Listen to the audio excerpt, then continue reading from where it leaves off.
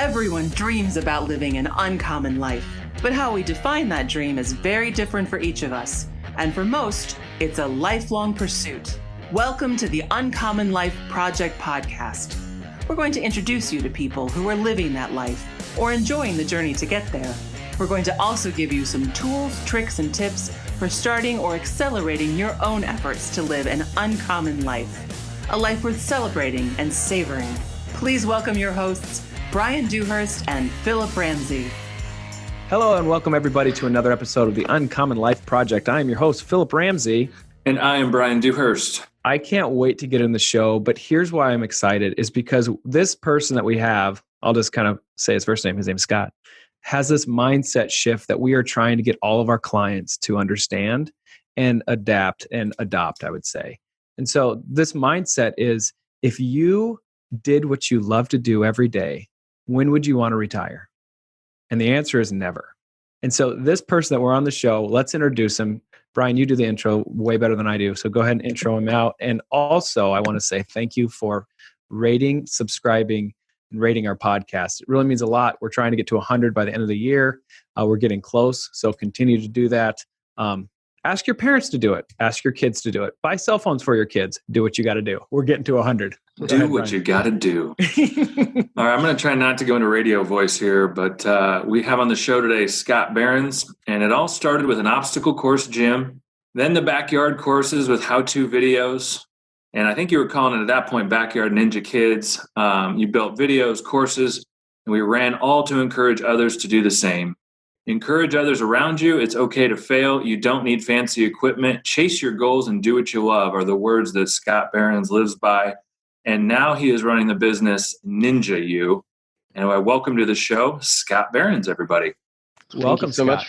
Yeah, thanks for having me. It's great. Not only is that bio amazing, but you have a wife of 15 years. You have 3 kids, ages 12, 10, and 4, and you foster. You're fostering an infant. So congrats, man. I think it's great. I love what you're doing. And you're getting on this craze of this American Ninja Warrior. That's, let's be honest, we all want to be on. We all want to be on it. And you it's did a blast. it in reality. I love it. It's a blast. It's like, kid in a candy store for me. It's amazing. And it's just like, jungle gym on steroids. What a better definition. There's no better definition really than That's that. right. Yeah. So how did you start down this path? When did you tell Lindsay like, hey, I got this idea. Love ya, but hang on, here we go. Yeah. So it started about 3 years ago. My boys, were a little too shy to play team sports, but they were, super athletic. We played all the sports in the backyard, but they didn't really want to sign up for anything. So I was literally struggling with that. At what point as a dad do I force my kid into doing something that I think he will like, or do I just let him do what he wants to do? And I was literally struggling about that, praying about that. And he came home from gym class and they were doing obstacle courses. And I thought, man, I loved obstacle courses. Yeah. Especially in gym class. Gym class was my favorite subject in school. And Amen. And recess. Amen. You got 2 brothers in that. That's right. So, so then we started making obstacle courses in the backyard. And for literally years before that, my mother-in-law kept telling me, you should watch American Ninja Warrior. You would be good on this show. And, to be honest, unfortunately, I didn't listen to my mother-in-law because it was another TV show and I don't like TV. And I just tuned it out because of that, unfortunately.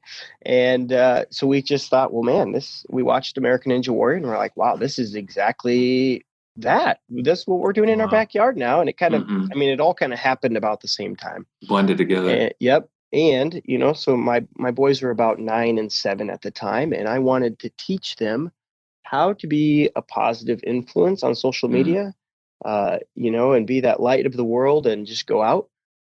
And so about that time, it all came together at the same time. It was just kind of an aha, like, let's start this account called Backyard Ninja Kids. And my wife actually hates our mission statement for some reason, but it's to encourage, educate, and engage kids of all ages. She thinks it's super cheesy and she's mostly accurate, but it's exactly that. We didn't even say it's about ninja. We don't, it's just about encouraging, educating, and engaging kids to get up and do something they couldn't do the day before. That's great. And now I want to be honest with you. So you work at a church, right? You love the Lord, your fellow brother. Love that, Scott. Yeah. And so you were continuing to do that as you were building Ninja U or Backyard Ninja Kids. Yep. So how did that play into, I guess Lindsay's, that's your wife's name. Sorry, I don't know if I've mentioned that. Yeah.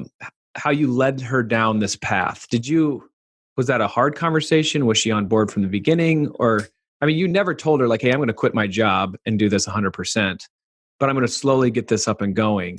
How did that process work for you two? Because I think there's a lot of things, and this is what we say on many, many other shows, is like without the support of your wife or your spouse, I don't know if you should go down these uncommon paths. And how to actually lead your wife or spouse, probably spouse is a better word, through that is, I think, an art and one that I think we can really learn from. So that's, I think, the point where I'm coming from this question. So talk through that point. Yeah, I think I'm still in the learning phase. Yeah. But realistically, it was, we all just kind of agreed it would be a good creative outlet for the boys.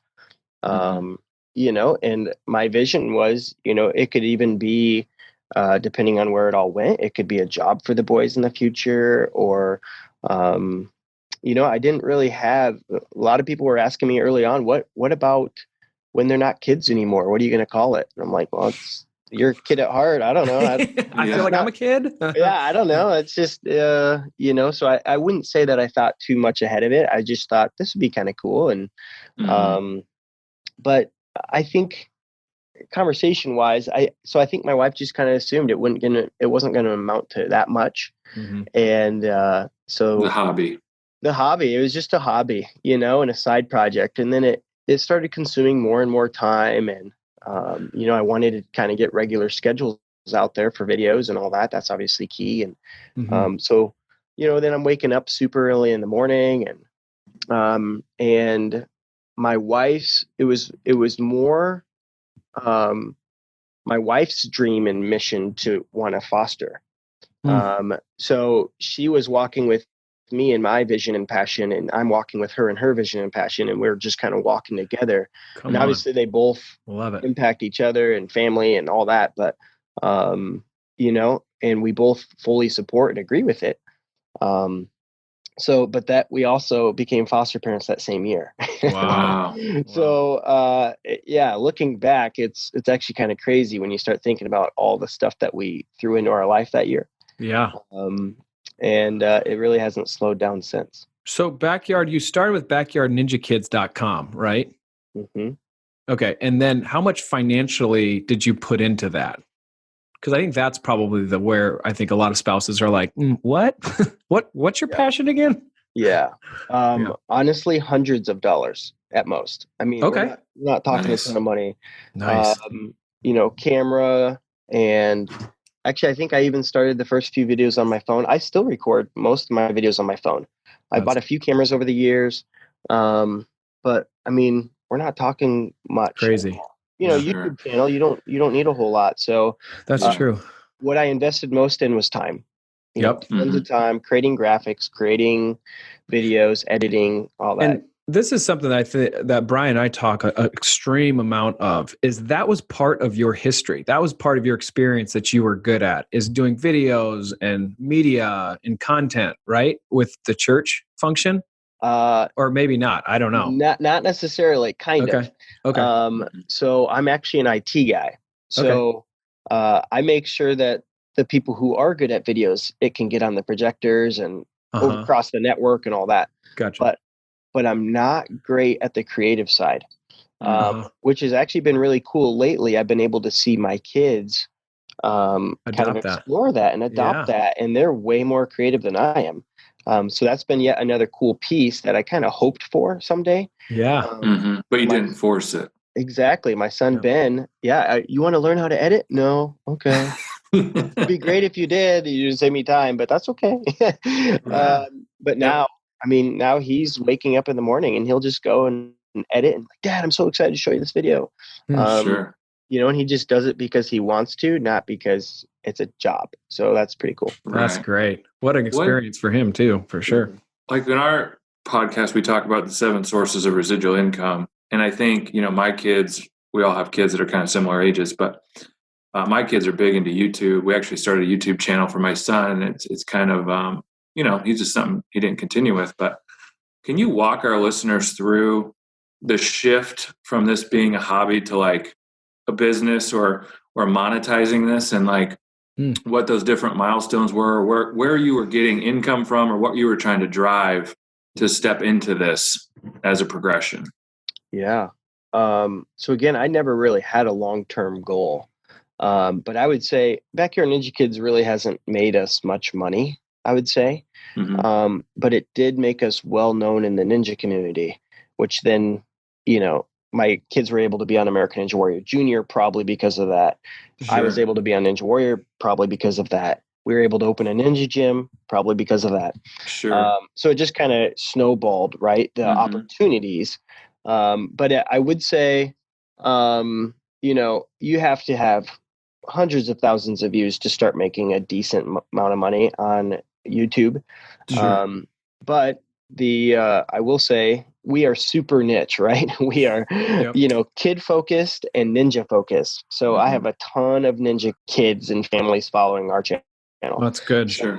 Being that niche, if a company's out there, which there aren't a ton, but if a company's out there trying to market to ninja families, you're the guy. I'm a pretty good target. So we have, we haven't got money, but we have got obstacles and, ninja holds and different things to, do product reviews on, Sure. So not a ton, but it's starting. Exactly. It's so counter to what people think when you start a business is niching down. Yeah. And I love that you did that. And it's scary to do that because you always want to have this broad stroke of all the people that you can. But niching down is actually a very smart thing. So kudos to you. Yeah, going through that. Yeah, oftentimes I wonder if I'm too niche sometimes, right? Yeah, I get it. I can be bigger, but at the same time. Yeah, and I think you have to build off of something. So do one thing great, niche, and then you can start kind of opening up that market. So when did you start going into Ninja U? That's like your gym. Yeah. That's your physical presence. Yeah. Building so and stuff like that. Yep. So long story short, I actually, ever since I was a kid, I wanted to open a gym. Oh, cool. So I actually went to college as a personal training major. I wanted to open a gym, being a personal trainer. Halfway through, I did a 180, went to computer science, mostly due to jobs and opportunities and realistic. Sure. Like, am I really going to open a gym in my 20s and all that? Right. And then fast forward, so it's crazy to see how, this doors open and here it comes, that passion comes back. And I've always been into fitness. And so part of Backyard Ninja Kids was like, wow, we got to, do this in our backyard. But then the first gym we went to was about, the closest gym was a handful of hours away, 4 or 5 hours away.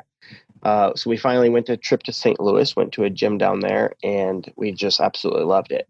Mm-hmm. That's when it was kind of like, I think, could our area be big enough? Could we do this? Sure. So the wheels started like kind of turning for sure as a reality then. Obviously it popped up early on of, could we do a gym and, do we want that for our family? But it wasn't until we went to one that really, it made it click. Did you go to that gym with the intention of like seeing if this would be something for your family and community, or did you just go to it like, we're just into ninja stuff? Just a ninja.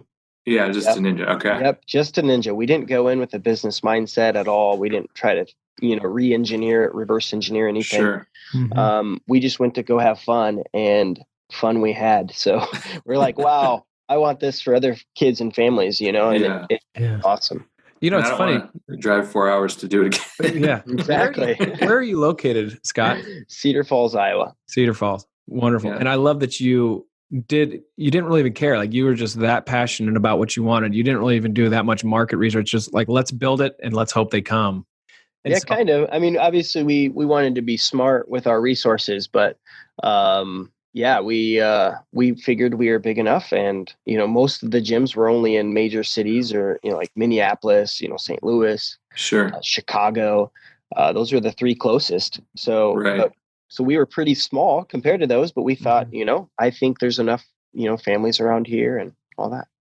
How do you choose your partners that you want to partner with in something that you're so passionate about, and you know that probably you can't do it on your own?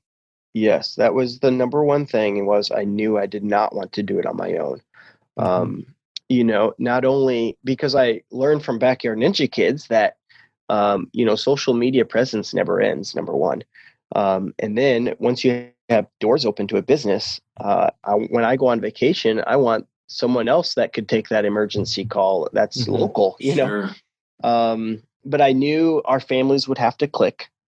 And I don't know, I would say I almost kind of like silently somewhat interviewed people and talked about the business, just to kind of see, were they interested, and why were they interested, and how are they interested. But I will say that was a struggle for me of like, because you kind of start opening the door of like, ooh, maybe this could work. And then when I realized, like, I don't think we would click very well, to be honest. And just to kind of have that conversation, like, you know what, I don't think it's going to work out. Yep. That was really hard for me. I'm not a confrontational person, and it felt confrontational, even though it was probably more me, but Sure. But it was definitely hard. But I knew I needed to pick the right person long term for my family and for the business.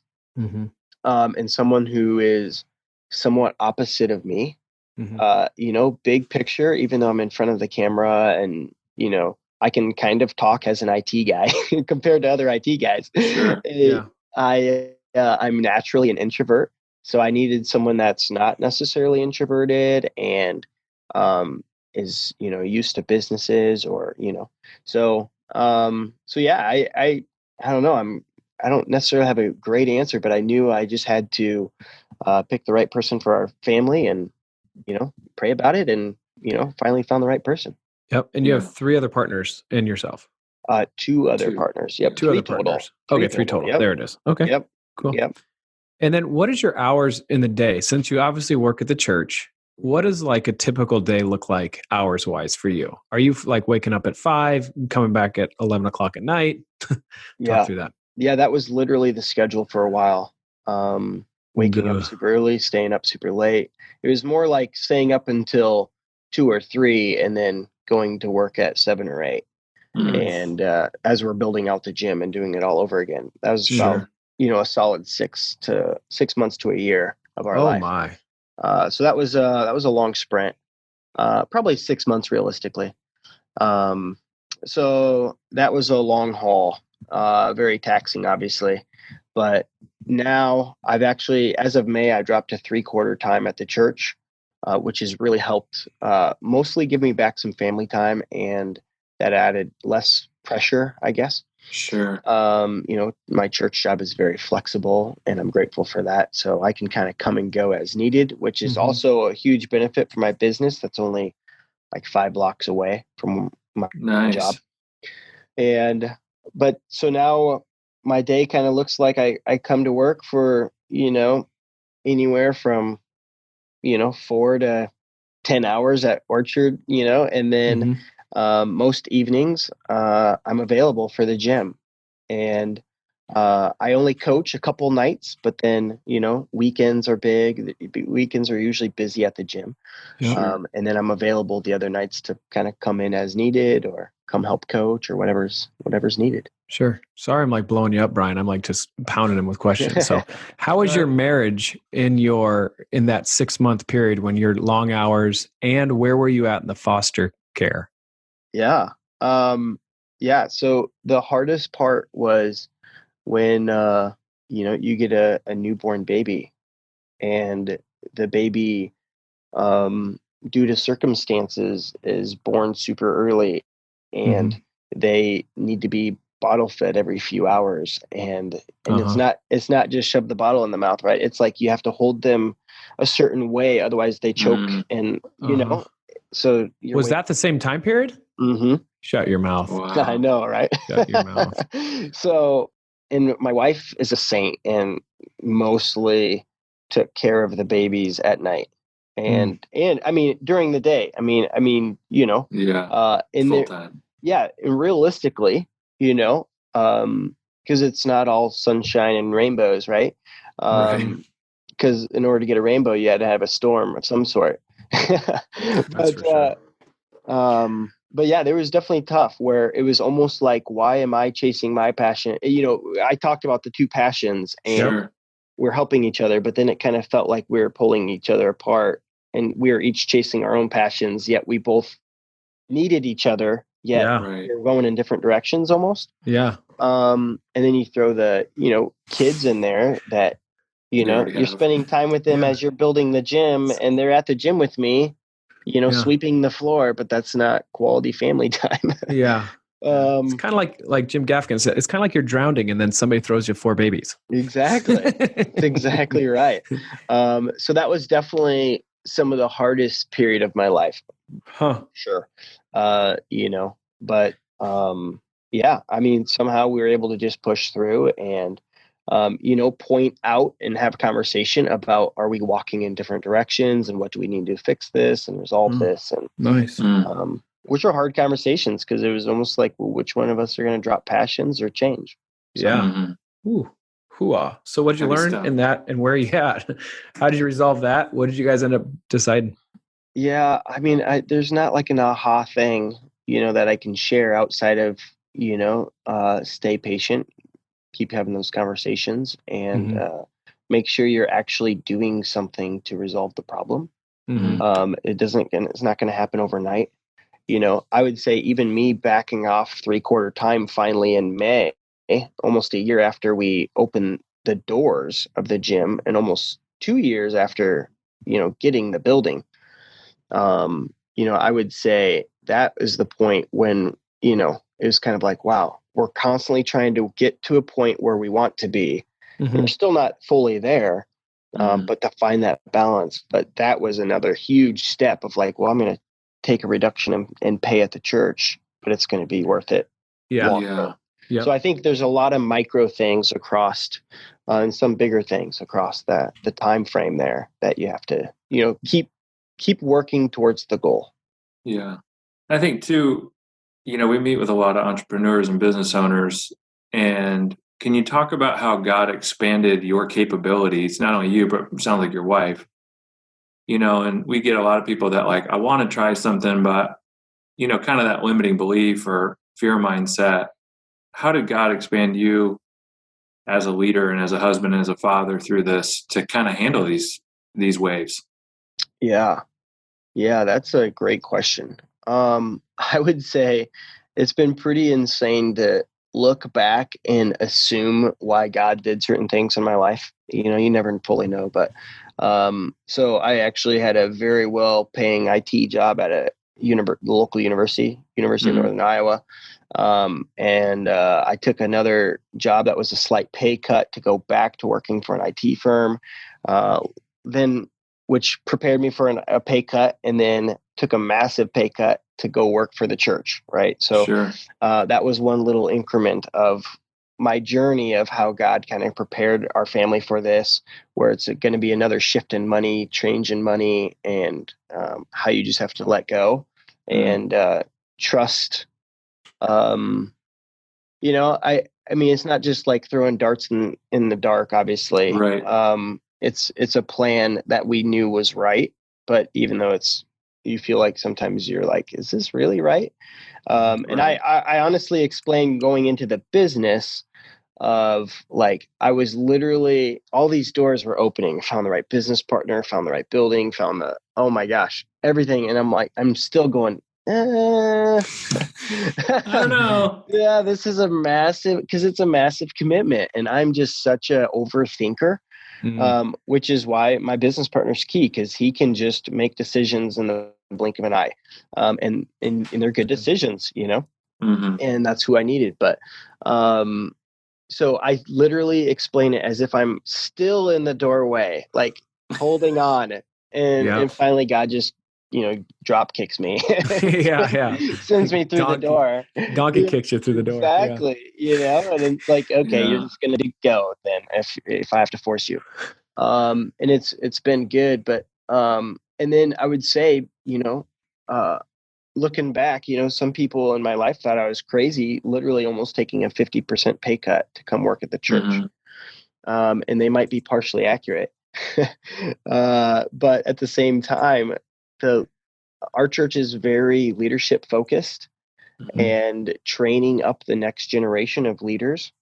And I will admit that over the last 9 years working at the church, it's insane the leadership training I've had over the years just by, almost organically, just because of how the church functions. Yeah, just refining. It's a refining process. Yeah. And we host a leadership conference and different things, but so that has all just, prepared me to be this business owner that, has the right focus, hopefully. Right. And I'm not 100% focused on the money. I'm focused also on the people, both my employees and the people that come into the gym, and how we can change their life. For sure. And they're going to come to you so you can impact them. And they're looking for guidance. They're looking for coaching. Yeah. It's just a cool story. It's like your mission field, yet the people are just coming in droves, letting you be missional. Yeah. They're paying you to be missional. Pretty sweet. Pretty sweet. Yeah. Nice. I can totally relate too. Both my sons kind of not done the traditional sports route, but we have Olympic rings in our basement. We actually just bought some kind of ninja related holds, if you will, to put in the basement to create a course. And so we've kind of pushed into that a little bit, and we're actually pretty close to you. So I can't wait to get our boys into your gym too. So that's awesome. What are you looking forward to? What's on the horizon for Ninja U and your family? What are you excited about? I think I'm honestly excited for, it sounds crazy, but the almost the unknown, where I don't know where it's all going to go, but I know I feel richly blessed, and I feel like, it's going to continue to, blossom into something. And I don't know what that is. I'm kind of walking with the hands open a little bit, whether it's other locations, or who knows? We have a list of all kinds of things we'd love to do with our community. I would say it's kind of a cheesy answer, but I'm kind of excited. No, I'm so glad you answered it that way, because we talk about this all the time. And I think in terms of faith, God wants us to be uncomfortable, like he wants to be, Philip and I talk a lot about the Indiana Jones, where he takes the step of faith, in the invisible bridge or whatever. And that's where God wants us to be, like in our default state. And I'm so glad you said that, because there's such a peace about what you're saying. I'm like, I don't know where we're going, but I trust God and I'm having a blast. And you don't fear that unknown anymore, I guess is what I'm gathering from the way you answer that question. I try not to. Yeah, there it is. Obviously, I think there's of doubts.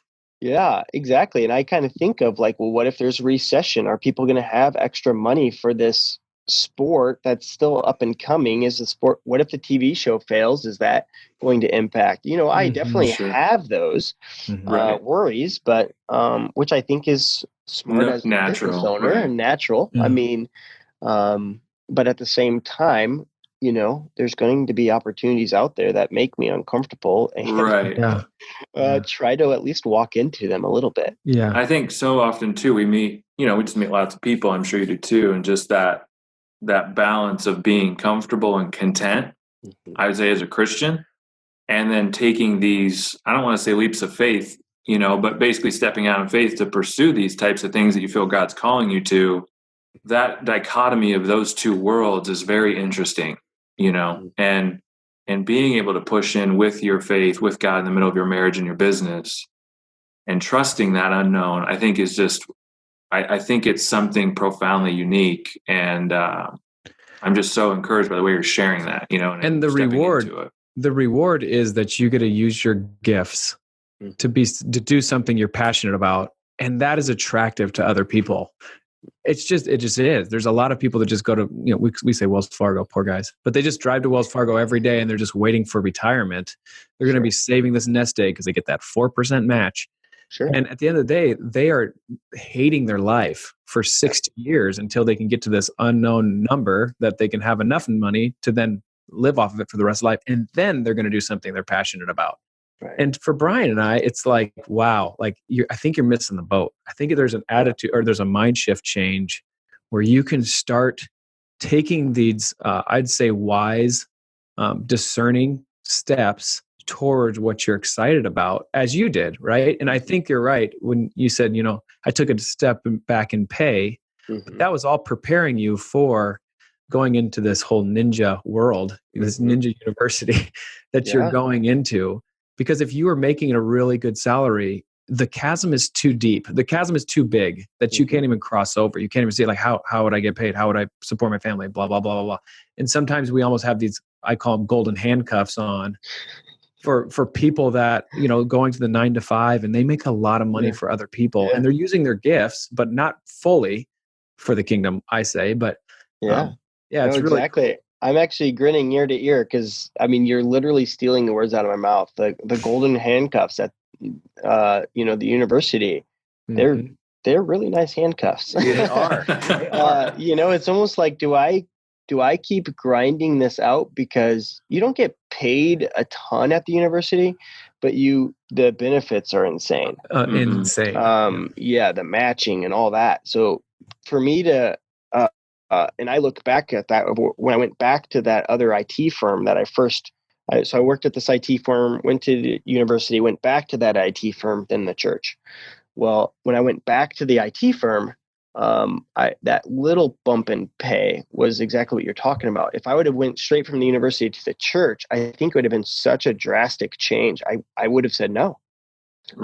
But because of, and I was only at that IT firm for like a year, but and then we're having those conversations of like, wow, have I changed jobs like 3 times in 2 years? This is probably not great for my resume. This is not great for me and my family. And we had to have those conversations. So that's really cool, man. But you're right. When the change is so great, it's such a hard decision. Yeah. Well, I love it that Brian says, we have this drum beat inside of us, the Jumanji drum beat inside of us. I love that you listened to it and then you acted on it. So in my personal devotion, I'd say our church too is going through Joshua, and it's at the point where they need to cross over to the promised land. And basically God tells Joshua to rally the troops. You're going across the river, and it's in flood season. And so the river is like overflowing its banks. And Joshua still rallies the troops and says, we got to go.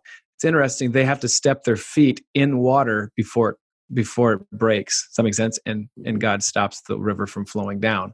Yeah. But it's interesting because I feel like myself and a lot of other people would be doubting it the whole time, even to the point like I'm not putting my feet in. Like that's not a good decision. And yet God, He parts the water, like He stops the water, and the joy that they get to see what God does through them and through other people to step into the promised land is very neat. And so my question to you is, when do you want to retire from what you're doing currently? Retire from what I think is, the question I have back is, I love what I do. And I'll be honest. So I'm going to try not to go down a rabbit trail here, but when I was at the university, I was stuck on retiring at 50. That was literally my goal. And those golden handcuffs allowed it. And it's it was so bad, to be honest. It was, to this day, I don't handle our bank stuff for my family. And I purposely only look at my investments once a year in January, and then I'm out. So it's to that point where I had to just back away, because that was my only goal, was to retire and then do what? I have no clue. But that was often the question for my wife. What are we saving for? And I'm like, what is this about? Duh, retirement. Yeah. But now, man, I leave the gym. I left the gym last night at like midnight. And man, I was filled, I got to talk with people, I got to train with people, I got to train my kids and, their teammates. And man, I just leave just filled. That's so cool. So yeah, I don't know what I want to retire from first. That's right. That's right. Yeah, we'll see. I want to talk about this because this has kind of been profound in my walk with Jesus and just the growth of our business and relationship with Philip and I. But I heard, you hear about the yoke is light, and I never really understood that. And there's things that we've tried to do in our business where I feel like I was forcing it and it just went horribly wrong.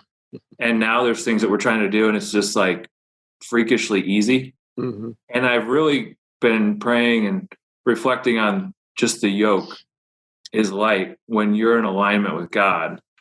And just so many different things that you've said in our short time today was just like, you just kept walking through doors and they were open. And it was just, I get this feeling that the yoke was just light with the path that God has put you on, and you trusted that. And as a business owner, does any of that resonate with you, or can you speak into that? Well, yeah, I'll just speak to that quick, Scott. Yeah. Sorry to jump in, but great. like just yesterday, you left the gym at 12 o'clock at night or in the morning, and you were fulfilled. Like a lot of people hear that as like, I don't want to work that hard, but you love what you do. Mm-hmm. So are you working, or are you actually just being filled? So that to me is like that yoke when it's, that's work, but you enjoy it. Anyway, Right. So go ahead, Scott. Yeah. Well, yeah. And, last night because of the schedule, I had to drive my boys home and then come back to the gym, say goodnight and then go back to the gym. Right. So I made the sacrifice of not being home with my family. Right. So that's, and putting my boys to bed. But at the same time, I was filled from the gym. But I don't know. I don't know how to answer that question, but I mean, I can just think of so many things, exactly what you're saying. Once you kind of step into it, I mentioned I was stuck in that door until I got kicked through it. And I mean, there were so many things. Well, I'll just give one example of like where we literally paused, my business partner and I that were working on the building that night. So just empty warehouse looking building. It was actually a shoe store before us. And we were trying to figure out where to put the warped walls. Okay, they're 14 feet in the air. Well, we realized we started like we kind of made out the plan. Then we started building stuff, and we realized, wait, what's going on? The ceiling's not tall enough. And but we already measured it. We thought for sure we measured it. Well, we did, and the ceiling actually slopes. We didn't realize. Oh my. This. Jeez. So where we put the warped wall, it was still like the perfect height. You can't quite climb on top of the 14-foot wall, but it's still high enough for one.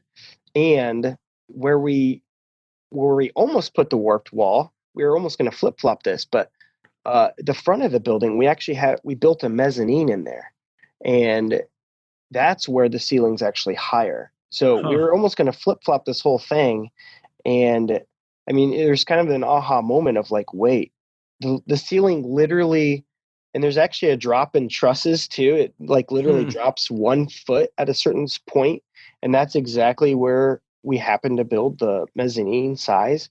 And we're just like, we look at each other like, this is not, Wow. this is not normal. That's so cool. This was planned. We just paused, and I think we literally paused and just said a prayer, because it was like, holy cow, we can't. That's cool. We can't even, it's like 1 a.m. It's pitch black. Yeah. We're trying to paint. I think we were painting the ceilings when it kind of hit us. Wow. And we're like, wow, this is nuts. Well, I have one more quick question because we're kind of running out of time. And then Brian and I do a competition every month. It would be fun to go up there and do a ninja competition. I like that. But how did you do in the American Ninja Warrior when you were on? I did okay. So the first night I got the buzzer, got up the warped wall, hit the buzzer. So then you record, that's city qualifiers. I was on, season 11 this past year. And that's Minneapolis? Tacoma. Yep. Okay. Tacoma, Washington is where they selected me to go. So after the first night, this qualifiers, and then you go to city finals the next night. And that one, I did well enough to qualify for Vegas. Wow. So the Vegas finals. So then I went to the Vegas finals and totally made a rookie mistake on stage 1 out of 4. And my season has ended. But at the same time, I had an incredible experience. And yeah, it was man, it's humbling being able to just be out there and be healthy enough. I mean, to be honest, I'm 38, to be healthy enough to be out there competing with 19-year-olds. And, I'm not making excuses. I'm being grateful for the health I have. Sure. Absolutely. So will you go back on it, or is that done for you? I don't know how it works. Yeah. So I will apply again. Everyone has to apply. Mm-hmm. And there's about 70 to 80,000 applicants, I believe. Wow. And they choose 600. So, well, Brian and I are two of those. So exactly. You should probably be beating us. 598 left. Well, and it's like, I don't want to, but, I was like a big baseball guy or tennis, and it's, you can make a mistake in those sports and you get another crack at bat or whatever. This sport, it's kind of like, man, you make that mistake, it's see ya, you're going home. Yep. Yeah, I mean, exactly. And just all that time for the year to train and be ready for that, just the moment, and to not, and then you're getting new obstacles thrown at you. You got water involved. You've got all these TVs, other, the lights. And got videos on you. Yeah. Wow. I was going to say that's usually the killer is the pressure. And that's what got to me in Vegas. It was the time. They had a time limit, and I didn't practice enough courses timed in that amount of time. So I just rushed it. Mm-hmm. So that was my rookie mistake. Wow. But yeah, you're right. They walk you through the obstacles, and then they say, okay, so-and-so's first, let's go. And that's the first time you see them, Giddy up. Right. Yeah. Game on. They walk you through them, and someone demos it, and they say, go. Wow. Jeez. Well, how do our listeners, and I guess the listeners that you're inviting to this, how do they get a hold of you? What's, if they want to get involved, tell them how they reach out to you. Absolutely. So, I mean, if you just go to any social media platform and type in Backyard Ninja Kids, or even Google, our videos will come up, and our Instagram account and all that. We post almost every day on Instagram, and we try to do a weekly video on YouTube at least. And then we also send those posts to Facebook. So, but yeah, otherwise, Ninja U, Cedar Falls, Iowa. I'd love for everyone to come and try it out, and just come have fun with this new up and coming sport. It's a blast. I love it. Very cool. I love it. Very cool. Like, I can't thank you enough for one, listening to the drum beat inside of you, and then just passionate about what you do and impacting others, because what you're doing is bigger than you. And I think that you are doing exactly what your mission statement is, although I think Lindsay would cringe at that. But thanks again for just your time. Thank you for Lindsay for the support that you're giving Scott, your husband. And you've been listening to the Uncommon Life Project. And I am your host, Philip Ramsey. And I'm Brian Dewhurst. Thank you for listening. Have a good night. Thank you, guys. That's all for this episode of the Uncommon Life Project, brought to you by Uncommon Wealth Partners. Be sure to visit uncommonwealth.com to learn more about our services. Don't miss an episode as we introduce you to inspiring people who are actively pursuing an uncommon life.